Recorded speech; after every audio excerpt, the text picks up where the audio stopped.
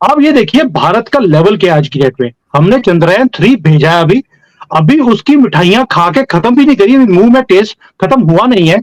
हमने चंद्रयान 4 का अनाउंस भी कर दिया कि जॉइंटली हम लोग जापान के साथ मिलकर काम करेंगे। सिंगापुर हमारे साथ जॉइंट वेंचर करने को तैयार है। साउथ कोरिया अब कह रहा है कि हम आपके साथ जॉइंट वेंचर करना चाहते हैं इस स्पेस की एक्सप्लोरेशन के ऊपर।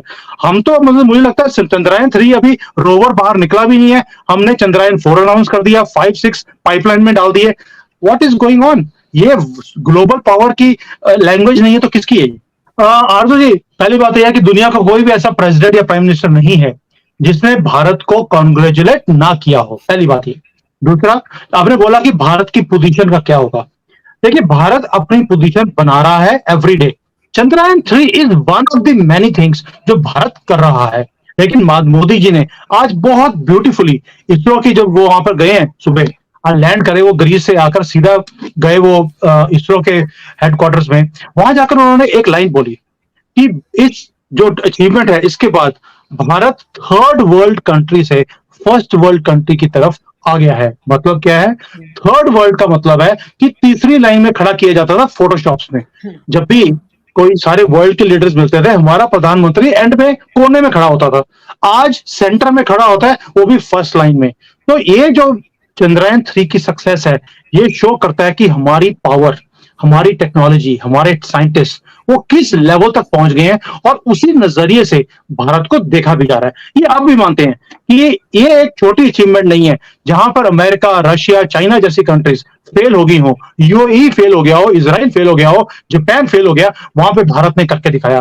तो ये शो करता है कि हमारी साइंटिफिक जो नॉलेज है, समझ है, पकड़ है चीजों के ऊपर, वो कितनी एडवांस्ड हो चुकी है। सो हमारा जो नाम है वो वाकई में टॉप की कंट्रीज में पहले भी लिया जाता था। जैसे हमारी इकोनॉमी 5 ट्रिलियन की तरफ पहुंचेगी, और पहुंच भी रहे हैं हम लोग। और अब तो अनुमान है कि शायद इस साल हम जर्मनी को भी क्रॉस कर देंगे। क्यों? हमारी इकोनॉमी राइज कर रही है, जर्मनी की डाउन आ रही है, वहां पे रिसेशन है। तो एक साल हम शायद फोर्थ लेवल पे तो इसी साल पहुंच जाएंगे हम लोग, ऐसा अनुमान भी है। तो इस चीज को, ये छोटी अचीवमेंट नहीं है, it's a huge achievement. But अब ये देखिए भारत का लेवल क्या है आज की डेट में। हमने चंद्रयान 3 भेजा है अभी, अभी उसकी मिठाइयां खा के खत्म भी नहीं करी, मुंह में टेस्ट खत्म हुआ नहीं है। हमने चंद्रयान 4 का अनाउंस भी कर दिया कि जॉइंटली हम लोग जापान के साथ मिलकर काम करेंगे। सिंगापुर हमारे साथ जॉइंट वेंचर करने को तैयार है। साउथ कोरिया अब कह रहा है कि हम आपके साथ जॉइंट वेंचर करना चाहते हैं इस स्पेस की एक्सप्लोरेशन के ऊपर। हम तो मतलब मुझे लगता है चंद्रयान 3 अभी रोवर बाहर निकला भी नहीं है, हमने चंद्रयान 4 अनाउंस कर दिया, 5-6 पाइपलाइन में डाल दिए। What is going on? ये ग्लोबल पावर की लैंग्वेज नहीं है तो किसकी है? बिल्कुल सही। लेकिन मुझे एक चीज बताइए सर के ये चंद्रयान 3 की सक्सेस हो गई या इंडिया की इकोनॉमी हो गई, आम आदमी जो वहां पर, एक आम सिटीजन की बात कर रही हूँ मैं, उसकी जिंदगी में क्या चेंज आया? आपको लगता है कि उसकी हालत पहले से बेहतर हुई है? बहुत से लोगों ने कहा, जिसमें हमने बीबीसी वर्ल्ड जो है उसकी भी न्यूज देखी, जिसमें उन्होंने कहा कि गुर्बत है हिंदुस्तान में और वो इस किस्म के प्रोजेक्ट्स या इस किस्म के मिशंस कर रहा है, जो कि खैर मैं तो समझती हूँ कि करने चाहिए डेफिनेटली। लेकिन आम आदमी जो है, आपके ख्याल से उसका लिविंग स्टैंडर्ड कुछ बढ़ा है, कुछ ऊपर की तरफ गया है? ओके, आपके क्वेश्चन में दो पार्ट्स हैं। आपने भी मुझे लगता है इंडियन मीडिया की तरह लंबे लंबे क्वेश्चन पूछने शुरू कर दिए। दो पार्ट्स में इसको उसको मैं डिवाइड करता हूं। पहले बात करते हैं हम लोग बीबीसी की। बीबीसी में जलन क्यों है?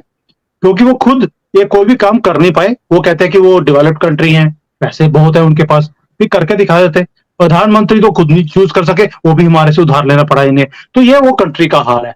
एज फार एज वो कहते हैं कि गुर्बत बहुत है, और भाई अपनी कंट्री देख लो। जो आपका लंदन है, लंदन में जितने होमलेस है उतना मुझे लगता है पूरे हिंदुस्तान में होमलेस नहीं होंगे जितने आपके सिर्फ लंदन लंदन में है। तो जलन इस बात की है, ये है कि हम बोलते नहीं ना, हमें सुनाने की आदत, पता ही आपको। अभी भी मैं सुना नहीं रहा हूं, सिर्फ शेयर कर रहा हूं आपके साथ कि भाई उनकी कंट्री का हाल क्या है। तो गुर्बत की बात, हालत तो ये है। As far as India is concern, Bharat के अंदर पिछले 9 साल में पहले यहां पर 3 चीजों के नारे होते थे: रोटी, कपड़ा और मकान। अब आपने देखा होगा पिछले 9 सालों में आपने कभी भी रोटी, कपड़ा, मकान इनके ऊपर बात करते किसी को सुना नहीं है। क्योंकि रोटी सबको मिल रही है, जिसको नहीं मिल रही थी, तो 80 करोड़ लोगों को फ्री में राशन पिछले 2-3 सालों से मिल भी रहा है। कपड़े की कोई प्रॉब्लम नहीं है यहाँ पर।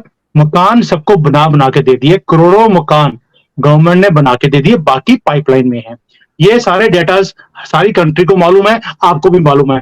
तो as far as living standard of people is concern, वो इंक्रीज हो रहा है, वैल्यू बढ़ रही है। जो जो दिखते थी किसी के घर में टॉयलेट नहीं था, गवर्नमेंट ने बना के दे दिया। पानी के कनेक्शंस, गांव गांव में, घर घर में पानी के कनेक्शंस हैं। मैं आपको एक एग्जांपल देता हूं। अमेठी हमारे एक छोटा सा गांव है, बहुत गरीब, जहां से राहुल गांधी जीतते आ रहे थे, पिछले उनकी पूरी फैमिली। वहां पर ना सड़कें थी, ना पानी था, ना बिजली था, कुछ नहीं था। अभी मोदी जी की गवर्नमेंट वहां पे पहुंची है पिछले 2-3 सालों में। मैं जाके आया हूं last year, I was amazed. झुग्गी झोपड़ियां हैं वहां पे, पक्की सड़कें बनी हुई हैं। झुग्गी झोपड़ियों में पाइप्ड गैस कनेक्शंस अवेलेबल हैं। इसको अगर आप अपलिफ्टमेंट ऑफ लाइफ नहीं बोलते तो किसको बोलते हैं? तो अगर आप किसी भी भारत में जाएंगे, किसी भी कोने में जाइए, मैं दिल्ली में बैठकर या मुंबई में बैठकर या चाइना में यहां बैठकर, बड़ी सिटी में बैठकर ये बातें नहीं करता हूं। मैं ग्राउंड रियलिटीज की बात करता हूं। Why? Because as a businessman मुझे बहुत ट्रेवल करना पड़ता है, और गांव गांव में जाकर, क्योंकि जो बड़े प्रोजेक्ट्स होते हैं वो हमेशा एक रिमोट प्लेसेस में लगाए जाते हैं, ना कि बिगर सिटीज में, क्योंकि वहां पे जगह महंगी होती है। तो मैं जब रिमोट एरियाज में जाकर देखता हूं, तो मैं देखता हूं कि ट्रांसफॉर्मेशन, एक ओवरऑल ट्रांसफॉर्मेशन है पूरे भारत में, और लोग उस चीज को देख भी रहे हैं, समझ भी रहे हैं। लेकिन क्या होता है कि कुछ लोग होते हैं जिनके अपने एजेंडाज होते हैं, जैसे बीबीसी है, इनका अपना एक एजेंडा है।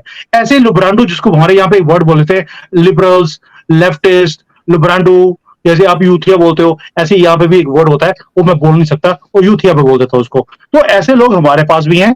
तो वो अपने एजेंडा चलाते रहते हैं कि देखिए जी यहाँ पे गरीबी है, इनको, वो गरीबों का कुछ करना चाहिए था। ओ भाई, 70 साल से आप गरीबों का कुछ कर लेते, आप भी तो थे गवर्नमेंट के अंदर, आपने तो कुछ किया नहीं। हम गरीबी हटाएंगे, और गरीबी हटाने के चक्कर में गरीब मार दिए, हटाई है नहीं बिल्कुल भी।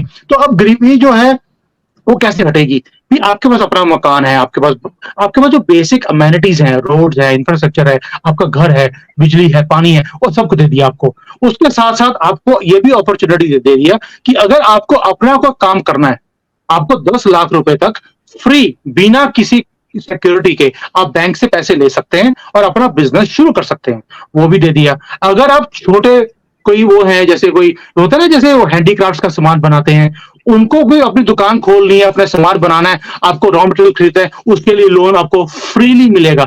बिग गवर्नमेंट आपको फैसिलिटीज दे रही है, काम करने वाले बनिए। अगर पत्थरबाजी करनी है तो उसके लिए 72 हो रहे, तो इंतजाम हमने करके रखा हुआ है, आपने भी किया हुआ है। तो वो आपकी किताब में लिखा ही हुआ है कि 72 हो रही मिलेंगी। वो हमने बोल दिया कि आपने पत्थरबाजी करनी है तो 72 हो रहे तैयार है आपके लिए। काम करना है तो आपके पास 72 चीजें हमने दे दी, आप चूज करो इन 72 चीजों में से आपने क्या चूज करना है। सो चॉइस इज योर्स। दोस्तों, चंद्रयान की कामयाबी का जश्न भारत अभी मना ही रहा है कि चंद्रयान 4 की अब तैयारियों में इसरो जुट चुका है। जी हां, भारत की तरफ से चंद्रमा के लिए छोड़े गए चंद्रयान 3 की सॉफ्ट लैंडिंग की कहानी इतिहास में दर्ज हो गई। भारत ने तब इतिहास रच दिया जब चंद्रयान 3 मिशन के लैंडर विक्रम को चंद्रमा के दक्षिणी ध्रुवीय क्षेत्र पर सफलतापूर्वक उतारा गया। चंद्रयान 3 की सफलता के बाद अब सभी की निगाहें अगले चरण यानी चंद्रयान 4 पर हैं। इंडिया टुडे की एक रिपोर्ट की माने तो भारतीय अंतरिक्ष अनुसंधान संगठन यानी ISRO Japan aerospace exploration agency के साथ में मिलकर चंद्रयान 4 को लॉन्च करने जा रहा है। लुपेक्स चंद्रमा की सबसे पेचीदा सवालों को खोजने का काम करेगा।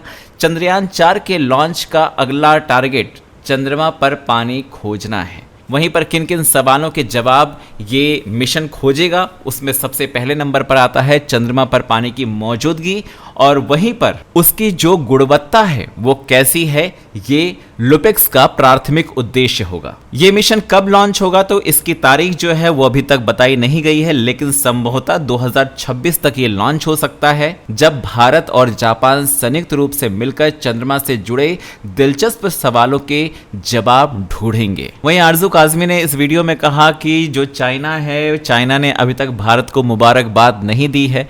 भाई, चाइना से हमें मुबारकबाद चाहिए भी नहीं, हमें इनफैक्ट ना पाकिस्तान से चाहिए ना चाइना से चाहिए। पाकिस्तान ख्वाबों में चांद में जाएगा। चाइना परेशान इसलिए है कि एशिया में सबसे ताकतवर देश होने के बावजूद उसने वो काम नहीं किया जो भारत ने करके दिखा दिया। तो थोड़ी तो मिर्ची लगेगी ना बाबू। वीडियो को लाइक कीजिएगा, शेयर कीजिएगा, और चैनल पर अगर नए हैं तो चैनल को सब्सक्राइब जरूर कीजिएगा, और हाँ, अपने मजेदार कमेंट्स जरूर